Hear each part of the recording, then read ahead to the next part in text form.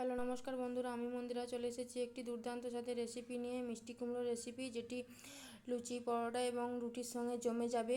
তো দেখুন, আমি কুমড়োটা ঠিক এভাবে কেটে নিয়েছি। কেটে নেওয়ার পর আমি মশলাটি রেডি করে নিচ্ছি। আমি আগে থেকে আদাটি কুচি করে রেখেছিলাম, সেটি আমি মিক্সার গ্রাইন্ডে দিয়ে দিয়েছি। দিয়ে দেওয়ার পর দিয়ে দিয়েছি 2টি কাঁচা লঙ্কা, 2 চামচ জিরে দিয়ে দেওয়ার পর তার মধ্যে দিয়ে দিয়েছি পরিমাণ মতো জলটি দিয়ে দেওয়ার পর সেটিকে আমি মিক্সিতে পেস্ট করে নিয়েছি।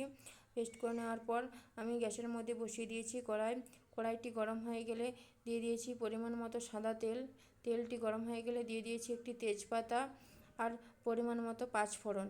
দিয়ে দেওয়ার পর সেটিকে আমি একটু নেড়ে নিচ্ছি। নেড়ে নেওয়ার পর দিয়ে দেবো আগে থেকে কেটে রাখা মিষ্টি কুমড়োটা। তো মিষ্টি কুমড়োটা দিয়ে আমি সেটিকে একটু ভালো করে নেড়ে চেড়ে ভেজে নেব।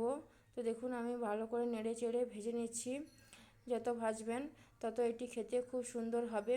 তো আমি নেড়ে চেড়ে সেটিকে ভালো করে ভেজে নিয়েছি। ভেজে নেওয়ার পর দিয়ে দিয়েছি পরিমাণ মতো নুন আর পরিমাণ মতো হলুদের গুঁড়ো, পরিমাণ মতো ধনে গুঁড়ো, এমনকি পরিমাণ মতো চিনি। দিয়ে দেওয়ার পর সেটিকে আমি আবারও ভালো করে নেড়ে চেড়ে ভেজে নিচ্ছি। নেড়ে চেড়ে ভালো করে ভেজে নিয়েছি। ভেজে নেওয়ার পর সেটিকে আমি ঢেকে দেবো। 4 থেকে 5 মিনিটের জন্য ঢেকে দেবো। তো আমি সেটিকে 4 থেকে 5 মিনিটের মধ্যে ঢেকে দিয়েছিলাম। ঢাকনাটি খুলে আমি সেটিকে আবারও একটু ভালো করে নেড়ে চেড়ে ভেজে নিচ্ছি।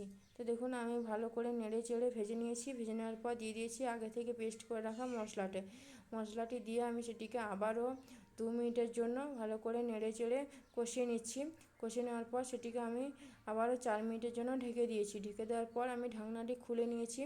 খুলে নেওয়ার পর সেটিকে আমি আবারও একটু নেড়ে চেড়ে ভালো করে ভেজে নিচ্ছি। ভেজে নেওয়ার পর তার মধ্যে আমি দিয়ে দেব পরিমাণ মতো জলটি দিয়ে দেওয়ার পর সেটিকে আমি একটু নেড়ে নেব। তো দেখুন, আমি একটু ভালো করে নেড়ে নিচ্ছি। নেড়ে নেওয়ার পর সেটিকে আমি আবারও 3 থেকে 4 মিনিটের জন্য ঢেকে দেব। তো 3 থেকে 4 মিনিটের জন্য আমি ঢেকে দিয়েছি।